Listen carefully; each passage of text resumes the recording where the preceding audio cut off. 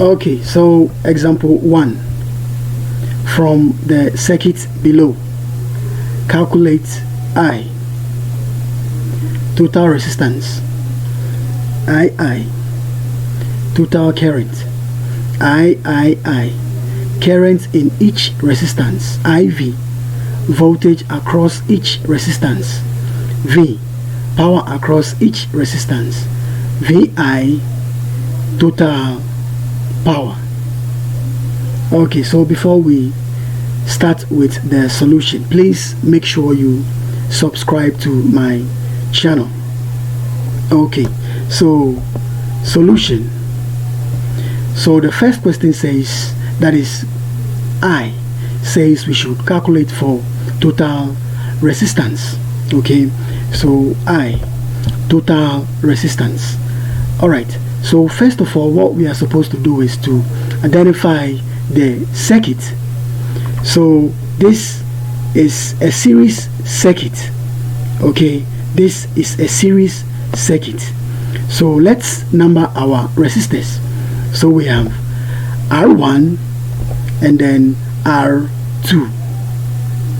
Okay, so to calculate for the total resistance, which is RT, what we do is, because it's a series network, we add the resistors. Okay, so RT is equal to what? R1 plus R2. So let's substitute the values. So R1 is what? 5 ohms plus R2 is what? 10 ohms. Okay, R1 is 5 ohms and then R2 is 10 ohms. So when we add 5 plus 10, we are going to get what? 15 ohms. So to calculate for the total resistance, which is RT, the value is what? 15 ohms. Okay, so let's move on to solution II, which is the total current.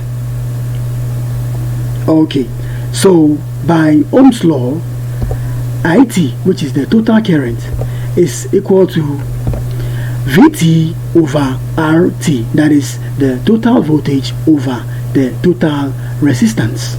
Okay, so VT is what? 20. Our total voltage is what? 20.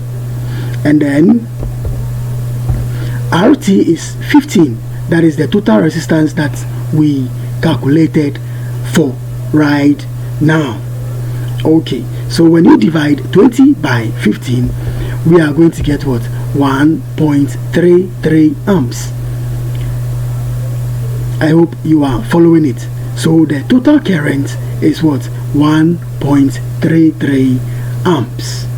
So let's move on to the solution III, which says we should calculate for current in each resistance.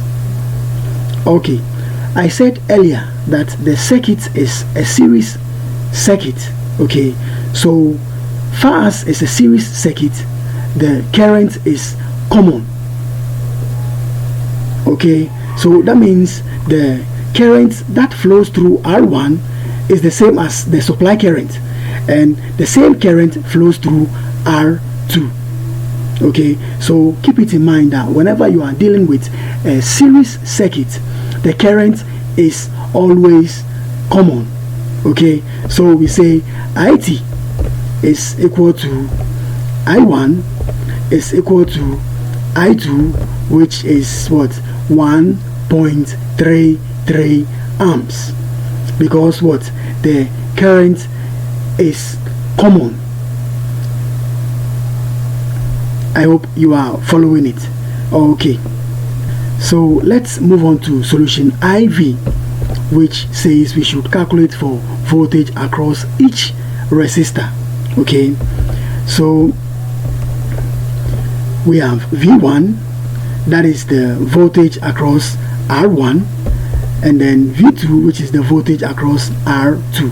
So we have to calculate for the values for V1 and then V2. Okay, so V1 is equal to what? I1 multiplying R1. So I1 is what? 1.33 multiplied by 5, which is the value for R1. And when you multiply 1.33 by 5, we are going to get what? 6.65 volts. V2 equals I2 R2.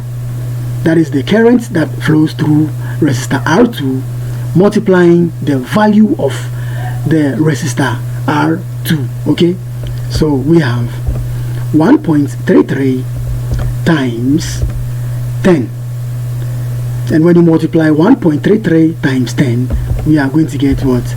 13.3 volts. I hope you are following the steps. Okay, so let's move on with the solution V, which says we should calculate for the power across each resistor. Power across each resistor. That is power across R1 and then the power across R2. So P1, which is the power across R1, equals V1 multiplying I1. So V1 is what? 6.65 times I1, which is 1.33.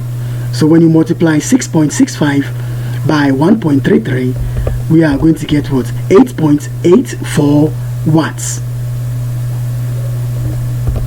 P2 is also equal to V2 multiplying I2. Okay, so we have V2 to be 13.3 times 1.33, which is I2. And when you multiply 13.3 by 1.33, we are going to get what? 17.69 watts. So the power across each resistor, that is P1 and P2, the values are 8.84 watts and then 17.69 watts respectively. I hope you are following it. So let's move on with the last solution, which is the total power. And for the total power, which is PT, we use the formula VT, that is the total voltage, times IT, which is the total current. So we have 20, which is the total voltage, multiplied by 1.33, which is the total current. Okay, all right. So when you multiply 20 by 1.33, we are going to get what? 26.6 watts.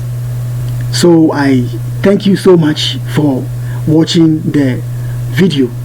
Please make sure you subscribe and then share the videos. Thank you.